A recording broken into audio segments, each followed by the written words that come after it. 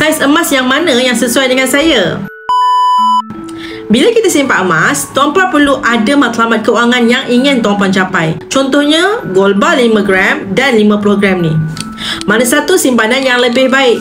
Pilihan yang terbaik bergantung kepada matlamat simpanan emas tuan-puan. Jika matlamat tuan-puan adalah untuk tunaikan haji, simpanan untuk berkahwin ataupun deposit beli rumah, yang mana tuan-puan perlu buat bayaran sekaligus, gold bar 50 gram adalah pilihan yang lebih sesuai untuk tuan-puan memaksimumkan keuntungan.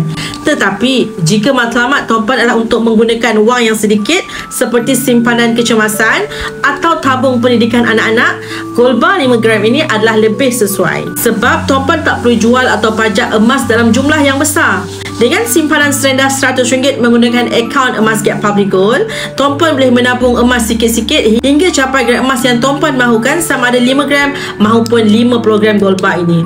Tuan-puan boleh menabung mengikut kepada bajet tuan-puan sendiri, kerana simpanan di akaun Emas Gap ni tiada komitmen dan tiada charge simpanan. Yang mana masih belum ada akaun Emas Gap Public Gold, boleh klik link di bio Safia Sofian, daftar akaun Emas Gap percuma, saya akan bimbing sebaiknya.